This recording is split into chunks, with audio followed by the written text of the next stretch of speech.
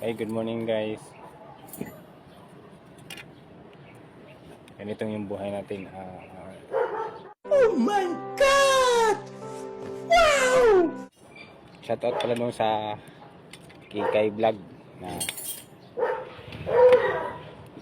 nanglait siya ng construction worker. Gamit na yung mga construction worker. Umangat yung lalaki yung mga views niya. Sana naman natin, pinag-isipan mo naman yun na isang construction worker.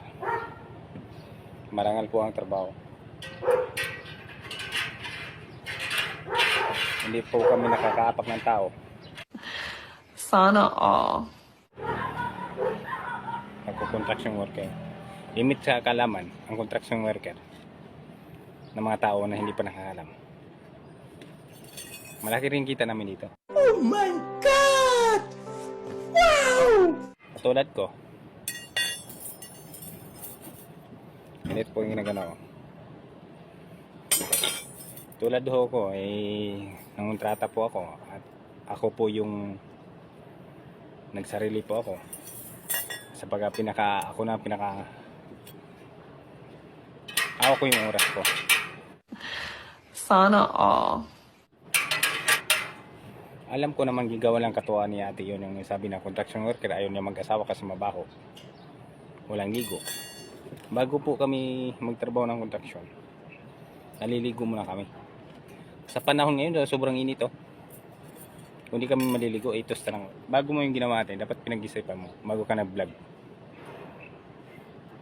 Saan ka mag-anak ni Kikay Vlog? Yung bagay tinuro sa pag-ugali nyo sa inyo ang mag-anak. Sa bagay, malaki na siya at matanda na. Nanglait pa siya, akala ko naman sobrang yaman niya. Yung pala, katulad lang din namin siya. Mas matindi pa sa kanya. Kasambahay. Nung sa amin, sarili at construction. Gumagawa kami ng bahay. Sa kanya naman, iba. Tagalinis siya ng bahay.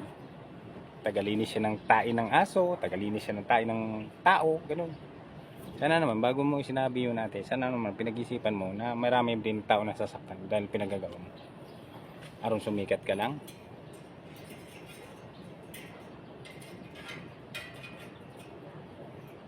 Sa limit kalaman nyo,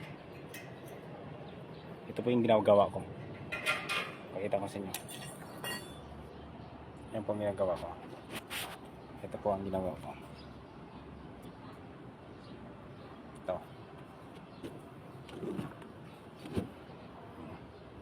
Ito po ginagawa ko. Sarili ko po yung hanap buhay. Wala po akong kasama. Ako lang mag-isa. Sinabi ni Kikay Vlog na ganun ang construction worker nga.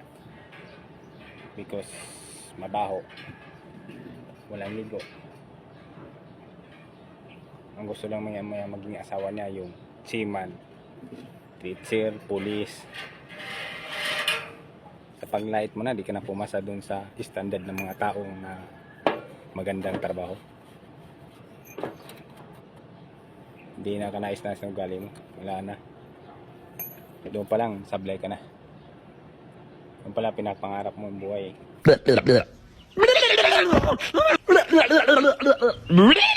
Oh,